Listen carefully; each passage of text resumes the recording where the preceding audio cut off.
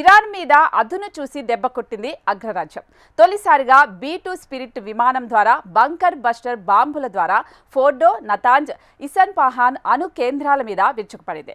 పర్వతాల్లో అడుగుకు దూసుకెళ్లి పేలిన ఈ GBU-57 బాంబులు పెను విధ్వంసాన్ని సృష్టించాయి. ఒప్పందానికి రాకుంటే మరిన్ని దాడులు తప్పవని ఇరాన్ను హెచ్చరించారు డొనాల్డ్ ట్రంప్. శాంతి కావాలా, విషాదం కావాలా సూటిగా ప్రశ్నించారు. తాము అనుకున్న ఫలితం రాకముందే పోరాటం నుంచి నిష్క్రమించేది లేదని స్పష్టం చేశారు Netanyahu.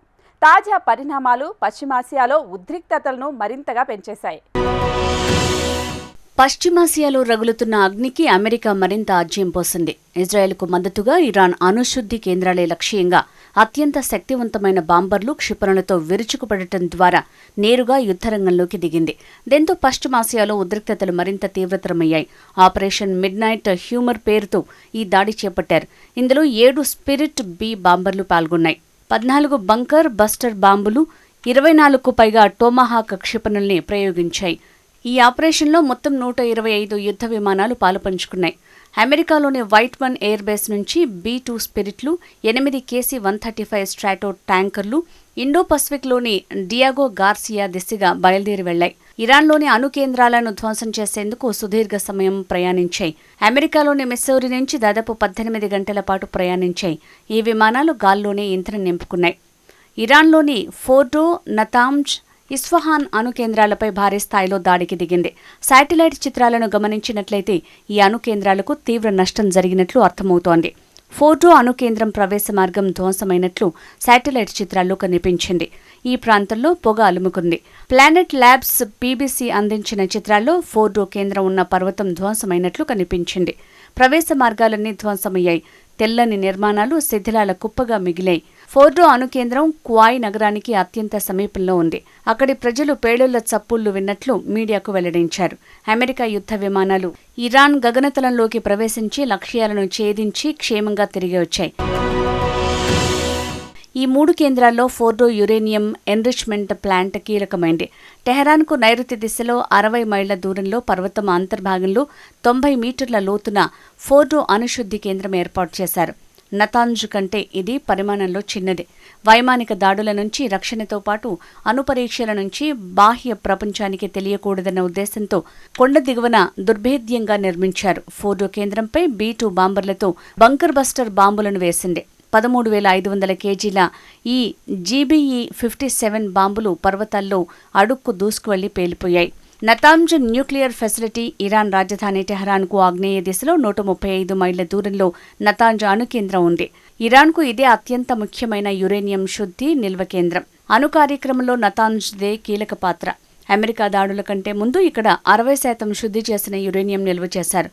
Isfahan nuclear technology centre టెహరాన్కు ఆగ్నేయ దిశలో 215 మైళ్ల దూరంలోని ఇస్ఫహాన్ న్యూక్లియర్ టెక్నాలజీ సెంటర్లో యురేనియం కన్వర్జన్ సదుపాయాలు, ల్యాబ్లు, చైనా తయారీ రియాక్టర్లు ఉన్నాయి. ఈ మొత్తం ఆపరేషన్ పూర్తయిన వెంటనే అమెరికా అధ్యక్షుడు డొనాల్డ్ ట్రంప్ మీడియా ముందుకొచ్చి ప్రకటన చేశారు. ఫోర్డో ఇస్ గాన్ అని వ్యాఖ్యానించారు.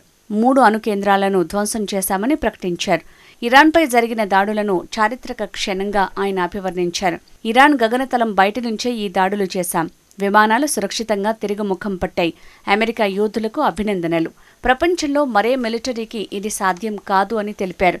ఇరాన్పై చేసిన దాడులు విజయవంతమయ్యాయి. యుద్ధానికి ముగింపు పలకాల్సిన పరిస్థితికి ఇరాన్ వచ్చింది. కీలకమైన అణు స్థావరాలను ధ్వంసం చేశాం. దాని అణు సామర్థ్యాన్ని నాశనం చేయటమే మా లక్ష్యం. ప్రపంచం ఎదుర్కొంటున్న అణు ముప్పును ఆపడమే మా లక్ష్యం. పశ్చిమాసియా దేశాలను ఇరాన్ భయపెడుతోంది. ఇప్పుడు ఆ ప్రాంతంలో శాంతిని నెలకొల్పాల్సిన బాధ్యత టెహరాన్ది. ఇరాన్లో ఇంకా కొన్ని లక్ష్యాలు మిగిలే ఉన్నాయి. టెహరాన్ శాంతిని నెలకొల్పకపోతే దాడులు మరింత తీవ్రంగా ఉంటాయి. US, టెల్ అవీవ్ కలిసి పనిచేస్తాయి అని ట్రంప్ పేర్కొన్నారు. ఈ సందర్భంగా ఇజ్రాయెల్ ప్రధాని నెతన్యాహుకు ట్రంప్ కృతజ్ఞతలు తెలిపారు. ఇజ్రాయెల్, US ఒక టీంలా పనిచేశాయన్నారు. ఇజ్రాయెల్ మిలిటరీపై ట్రంప్ ప్రశంసలు కురిపించారు. వాస్తవానికి అమెరికా అధ్యక్షుడు డొనాల్డ్ ట్రంప్ ఇరాన్, ఇజ్రాయెల్ యుద్ధంలో తమ సహకారంపై 2 వారాల్లో నిర్ణయం తీసుకుంటారని చెప్పి ప్రపంచాన్ని ఏమార్చారు. ప్రతి అంశంలో 2 వారాల గడువు ఇవ్వటం ట్రంప్కి అలవాటు. ఇరాన్ ఇజ్రాయెల్ యుద్ధంలో సహకారంపై 2 వారాల్లోగా చర్చలు జరిపి ఒక నిర్ణయం తీసుకుంటాను. అప్పటి వరకు ఈ విషయం గురించి ప్రస్తావించను అని ట్రంప్ ఇటీవల మీడియాకు వెల్లడించారు. ట్రంప్ 2 వారాల గడువును ప్రస్తావించడంతో తమకు సమయం లభించిందని ఇరాన్ అనుకుంది. అయితే ఇజ్రాయెల్కు బహిరంగంగా ఏ విషయం చెప్పకుండానే దాడులకు ఉపక్రమించారు ట్రంప్. మరోవైపు ఇజ్రాయెల్ కూడా ఏమీ తెలియనట్లే ప్రకటనలు చేసింది. అగ్రరాజ్యం సహకరించినా లేకపోయినా సొంతంగానే దాడులు చేస్తాం అని ప్రకటించింది. దీంతో ఇప్పట్లో అమెరికా చర్యలు తీసుకోదులే అనే భావనలో ఇరాన్ ఉండిపోయింది. అమెరికా దెబ్బకు ఇరాన్ ఒక్కసారిగా ఉలిక్కిపడింది.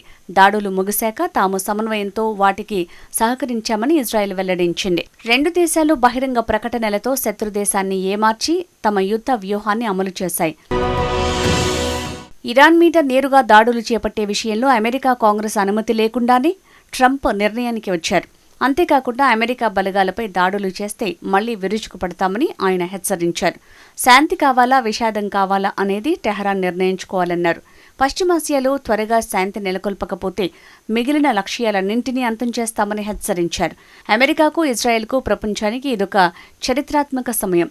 ఇరాన్ ఇప్పుడు ఖచ్చితంగా యుద్ధానికి ముగింపు పలికేందుకు అంగీకరించాల్సిందే అని వ్యాఖ్యానించారు. ఇరాన్ ఒప్పందానికి రాకుంటే మరిన్ని లక్ష్యాలపై దాడులు చేస్తామని ట్రంప్ హెచ్చరించారు.